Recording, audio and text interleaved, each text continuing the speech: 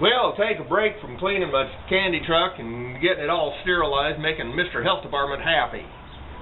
And I'll talk about the golden rule, the street golden rule.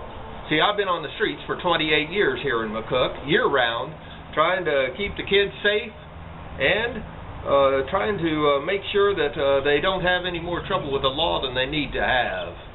Because the law enforcement is always after you.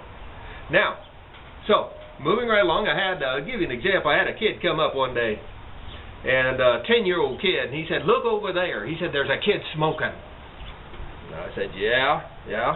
And boy, he whipped out his phone. He said, "What you doing?" He said, "I'm calling the cops on him."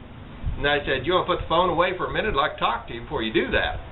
So he slapped the phone down. You know, I think cell phones are too dangerous for children to use. That's just me. Be that as it may.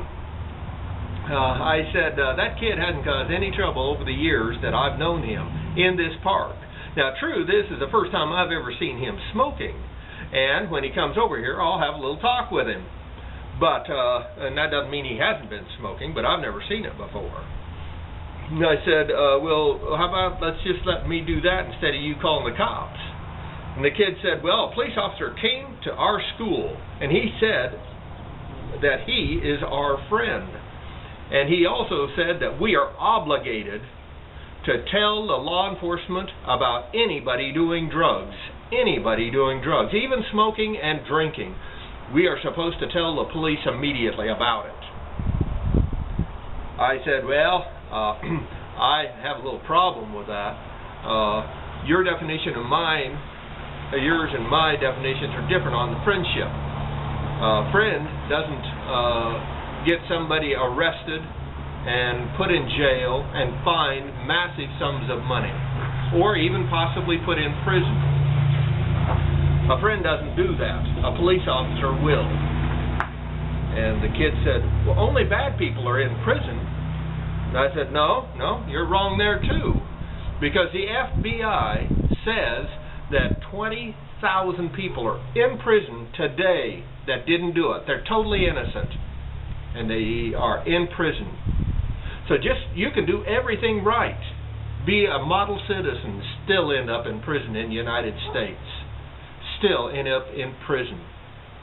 Now, what I would suggest to you, though, is that if you turn him into the cops, and in a few weeks some bully out here is giving you a hard time, he's going to look the other way rather than to step in and save you, because I've seen him save a few other kids that when bullies come through, because he's kind of a toughie.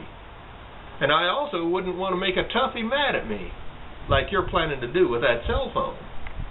You see, the golden rule says, do unto others as you'd have them do unto you.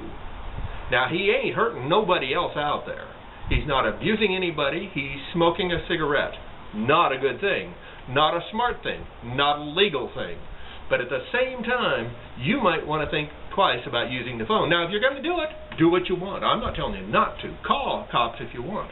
But if you're not going to call him, go over there and just tell him to come over and I'll have a talk with him. Because Mr. Bill has never smoked a cigarette in his life. And I think maybe I can at least guide him and tell him the dangers of it. And unlike a cop or a preacher or a teacher in the regular realm of this world, he might listen to Mr. Bill. He just might listen to me.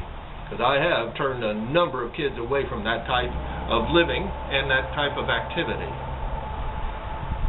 Again, the golden rule can work at any age, and I hope you consider thinking about that. You rate this film and have a good day.